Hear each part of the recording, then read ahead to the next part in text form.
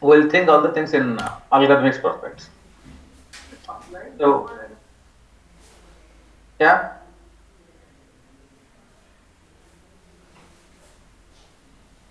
So, in this course, what we looked at what is HPC and who need high performance system and how to achieve high performance and how to analyze and evaluate the performance. And if you look at once everywhere we want actually high performance system. So even starting from our mobile, so are you able to see my screen, mobile screen? Even here also we have actually many cameras, fingerprint sensor, and these are actually octa core and very big screen. So if you look at even in our daily routine also we want high performance system.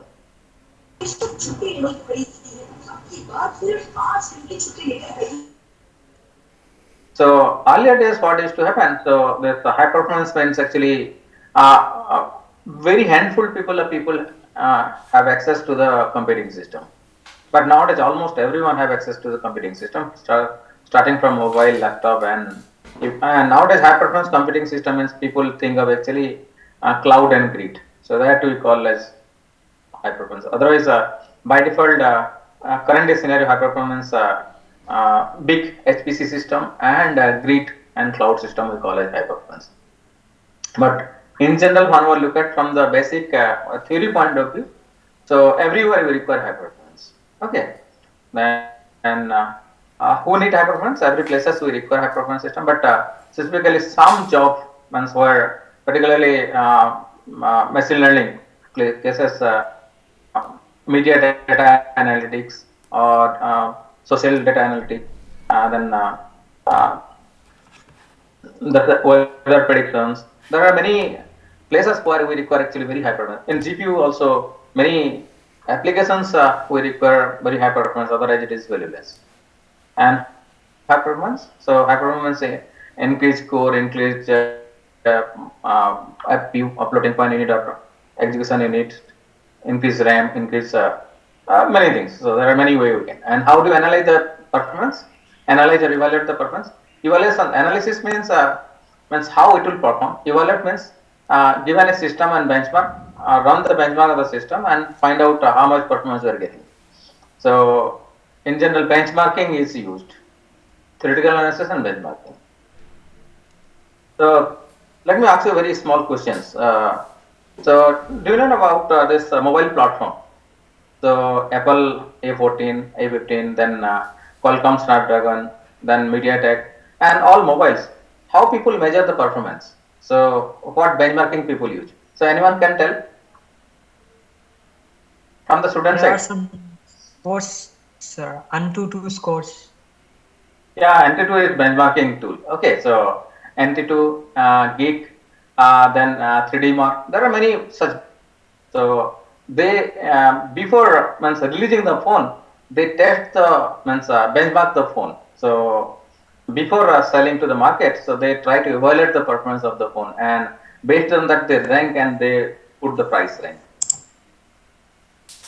So there are standard NT2 benchmark, then 3D mark, then gaming benchmark, even the popular PUBG also used for benchmarking. So how many frames per second it can process. And nowadays, actually, you will look at not only the performance but power performance trade-off. So green computing. Green computing means how much battery life or how much energy it will consume or how much power it will consume.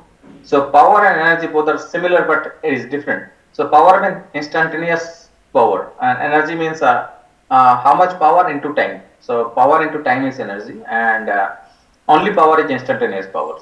So power we talk about watt, but in terms of energy we call as joule. So if you look at any battery, rating is ampere hour. Okay, so and power we rate at in watt. And how to design a best architecture or design for a particular problem. Suppose you want to solve some problem. Problem means suppose in your mobile, so we have a camera system. So how to efficiently design a computing system for camera so that it will be beneficial in mobile system. So that kind of system. Then parallel architecture and design and programming. So in HPC course, so definitely we will include the parallel architecture and some kind of thread programming, basic thread programming, then OpenMP programming. So programming how to program a multi-core processor, and then OpenMP programming, how to program a big system, big multi-core, multi-processor system or multi-system, multi-computer systems. And nowadays, these terms are very popular. That is cloud computing, fog computing, edge computing, and IoT. So the theme of the course will be actually in the first half we'll look at the basic HPC theories, particularly performance, power, energy, then designing, programming. That thing we looked at. And the second part of the course, particularly after mid semester, so we looked at the cloud computing, fog, edge computing, IoT, and all that stuff. So second part will be more advanced part. So because current day scenario, HPC means by default it goes towards the cloud side, cloud edge and IoT side. And for this course, so anyhow Jatinga will not be accessible. So this Jatinga is internal sites. So if you are in campus, then it is accessible. Otherwise, it is not accessible. It's better to take all the material from the MS Team group. Okay, so all the materials, particularly lecture slides, all the schedules, any updates will be updated into MS Team groups. So please be connected to the MS Team group always and further any information. And course content, mostly it will require algorithmic lecture. It requires CS 204 or 512. So those who have done MTech 512 or CS 204, your algorithm course, that is the prerequisite. So other things may not require, and basic C programming. We may not require anything else. And we'll discuss about textbook and reference book. All lecture slides will be uploaded to the MS Team, and a summary of each classes with reference also will try to put. And other informations, benchmark, source code, refer paper, all ebooks also will be available in the MS Team general announcement. And class timetable, you know, from the academic sessions, Tuesday, Wednesday, and Thursday, 3 to 4 p.m. And whenever it's MS Team online, video recording, so PPT will be shared in MS Team. And grading scheme, so no programming assignment, this is good part. So this course will try to do it mostly in pen and paper. Okay. So even if the course looks like there should be some programming part, but programming part is not included here. So particularly no programming assignment will be there. And 2 pre-announced quiz, mid-semester and semester. And quiz will be 30%, 2 quizzes, mid-semester 30%, and semester 30%, and 10% will be for class participants. So this 2 quizzes is 15 plus 15, 15% plus 15%. And all the quizzes and all will be happening rapid fire mode in MS Team. So we'll have actually proctored exams. So in rapid mode, so that will be 30 to 35 questions in 30 minutes. Everyone need to attempt from their own accounts. Okay. And if you ask to other, then you will lose your time. So if you do on your own, then you can solve most of the problem. So rapid fire mode, MCQ or short answer type exam will be there. But all will be online proctored. Proctor means for 40 students, so will be in a subgroup, and one TA will be proctor. Proctor means he or she will monitor your video during the quiz and exam. And this exam quizzes will be pre-announced. And in mid-semester, we'll have 2 separate, what you can say, mid-semester is 30%, so we'll have 30 minutes, 2 separate exam. End semester also similar. And there will be 2 quizzes, pre-announced quiz. So before mid-semester, there will be 1 quiz, and after mid-semester, there will be another quiz. And missing exam or quiz due to medical or internet issues, so it will be average of other exams. Okay, so clearly, so we will not have any makeup exams. So you need to produce medical certificate or any kind of request, then it will be average of other exams. And there is no single textbook is available, but most of the part will take from Hager book, that is High Performance Computing by Hager, and some part, some lectures will take from Computer Architecture Patterson book, and many other resource material and manual and paper will upload to the MS Team general announcements. And this is very basic. So why supercomputer used for? So HPC means we look at a supercomputing, particularly scientific simulations, animated graphics. But animated graphics nowadays mostly used by GPU. So analytic of geological data. So nuclear energy research and meteorology for data is huge. Then computational fluid dynamics. Then analysis of business data, online sales, particularly Amazon, Google. So they do a lot of data analysis. Analysis of social data, particularly social media, Facebook, YouTube, LinkedIn. So this for this people use actually supercomputers. So they require huge amount of computing power to do the computations. This kind of big computations, particularly so one animated graphics. So suppose you want to take actually create a mosaic. Suppose you want to take picture of sky. So whenever you are taking picture of sky, so take 1,000 or 2,000 pictures of sky and try to merge and create a big image. So this is called mosaicing of the whole sky. But whenever you are taking picture, suppose you are taking a picture in 50 megapixel camera, okay, high-end camera, and you are taking some 1,000 pictures, okay, with a lot of zoom and good quality, and after that you are taking the 1,000 picture and merging and creating a single big picture of sky. Okay, so how we will do? So similar kind of, but that require huge amount of computations. So what will be the method that is, but amount of data, 50 megapixels, 1,000 pictures itself is a very big amount of data.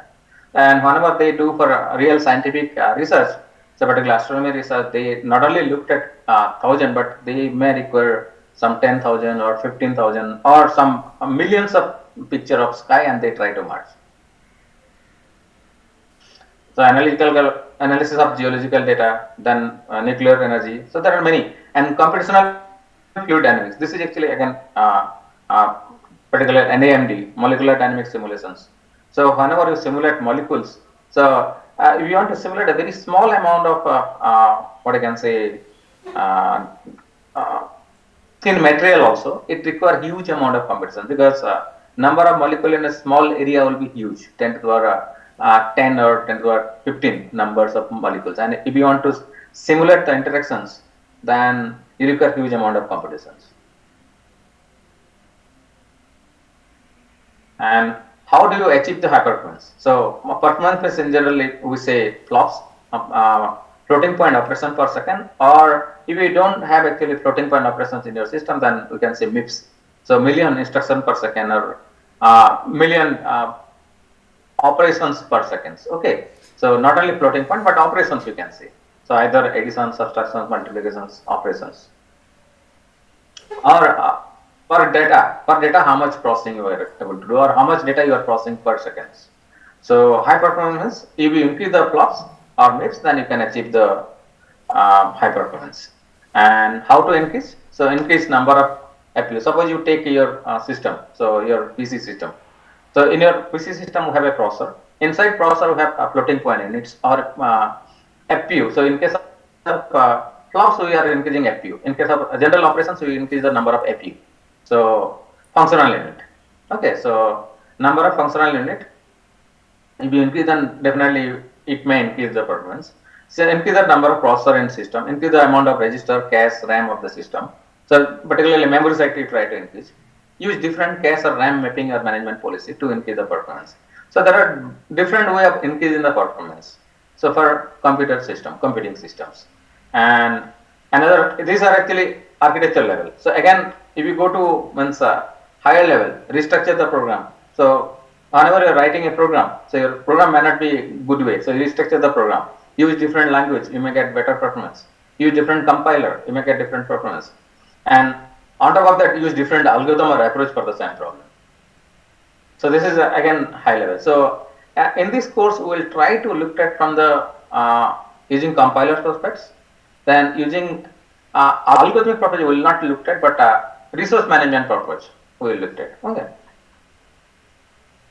And whenever you looked at any system, so what is the cost? What is the AMC means annual maintenance cost? Okay. So what is the cost means actually basic cost, purchasing cost. At the time of purchase, what is the cost?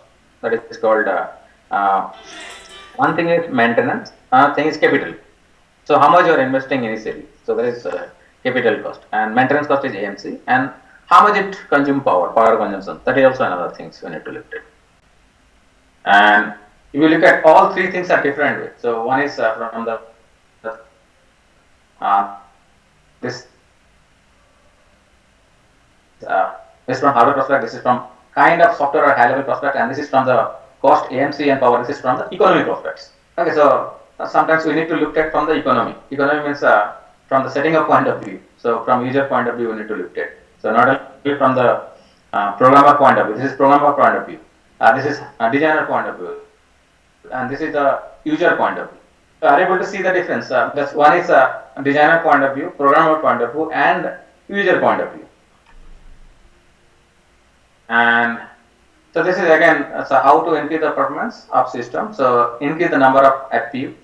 FPU means functional units. So vector processor in most of the i3, i7 or near processor or GPU accelerator, they have actually vector processor, SSC, SIMD, MMX. So multimedia extension. So if you write C program, then we generally don't care about the MMX. But whenever you write C program for a JPEG encoding or some media encoding, so it's better to write the code to take advantage of SIMD FPU or floating point unit, SIMD unit of the processor. So MMX, SIMD, SSD, these are the instructions provided by the processor. Most of the Intel AMD processor they provide. And increase the number of processor of the system if you want to increase. Then if you look at the modern day systems, so laptop, desktop, so we have Core i3, i5, i7 or Ryzen R3, R5, R7. They have dual core, quad core, hexa core or octa core. And in modern days, GN have actually up to 30 or 40 cores. Intel GNP, KNL have actually 72 core and 288 threads in one processor. So you have a desktop, and in that desktop we have 72 cores or 300 threads you can run. So can anyone say that how you can check a number of processor and threads available in your system? So how can you check? So anyone from the student side? Present in task manager. If you Yeah, open task task manager. manager, then you Okay, the task manager you can see how many cores are there. But there you can see how many number of virtual cores or what is a simulated core it shows. It don't show the actual cores. Suppose Intel i5 have 4 core 8 threads. So in that case it will show 8 cores. But internally they actually 4 core but 8 threaded means 4 means total 8 thread, and it will show like that means there are 8 virtual cores are there. So AMD Threadripper, so that is also 8, 16 and 32 or 64 cores. If you look at Intel GNP and Threadripper, so Threadripper is actually bigger and high performance core, but Intel GNP there are 72 core, but there are very tiny core. So can you say in GPU also nowadays they are coming with actually 3000 core. Can you say GPU 3000 core are similar to core size of i3 or i5? So this i3, i5, i7 they have actually jumbo core. Jumbo core means bigger cores. Okay, Intel GM. So that 38 cores, these are actually jumbo cores. Jumbo cores means we can say ox. Okay, ox or bullock we can say.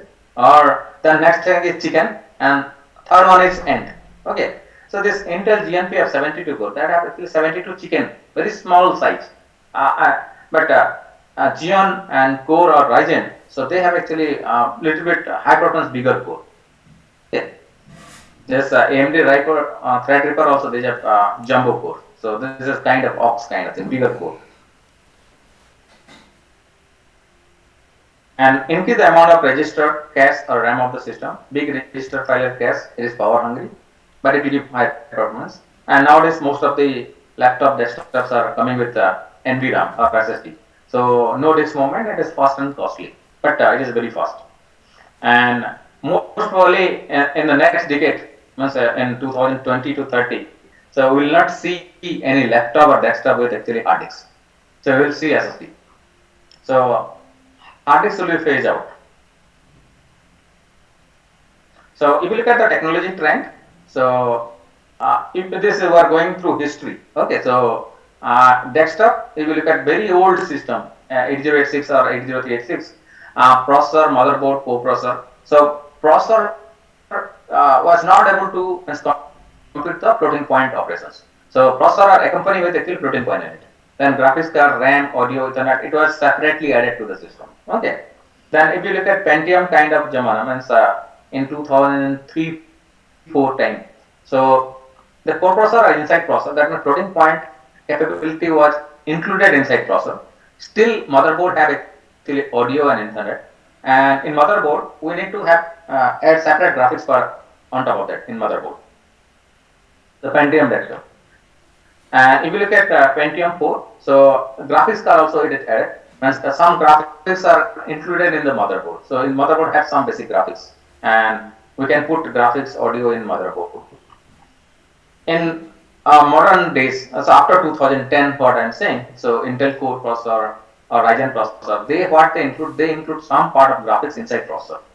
So basic processing, floating point processing, graphics processing, also inside processor. And this motherboard have audio, Ethernet, and other things. Okay. And if you look at mobile SoC, so almost everything in processor. So whenever I say mobile SoC, so almost we can say board level. So everything is inside processor. We have graphics, we have audio, we have Ethernet, so we have memory. Everything's almost everything in even whole board motherboard content are inside the chip. So this is the how development comes. And nowadays for mobile device, because of this mobile and in HPC systems, the number of core are increasing in processing systems. So again, performance is no longer a main issue. So main issue is power, energy, and cost. And DBFS run at lower frequency to reduce the power consumption and energy consumption. So we lifted again. And this modern day server are mostly underutilized. If you look at our HPC systems, so that also underutilized. So same for laptop and desktop. Why not to share the compute capability with others? So that people are looking at. And because of underutilizations, it is whenever it is underutilized, wastage of resources can be shared with others. And there are different methods of sharing the resources. Suppose you have a laptop, and if your laptop is underutilized, you can share with your friends. Suppose in our department, if you come to department, our most of the desktop machine in our lab are completely underutilized. So why not we can share these resources to for other purpose? That also can be done. So how can be done? There must be some way to do that. So that virtualizations or sharing method need to be developed and need to be shared. Then only you can do. And because of this particular underutilizations, the cloud computing concept comes. So sometimes cloud computing is we can say so use of computing as a general utility. So you can rent the machines or rent the services or rent the computing services. So that is cloud computing. So have you heard about this Ola Uber? Hello, from student side, Ola Uber. Yes, sir. Yes, sir. So in Ola Uber means who actually means many times what happens uh, user means those who give request for taxi ride. Okay, so these are users. Ola Uber are they are simply managers. So they don't actually own any taxis. And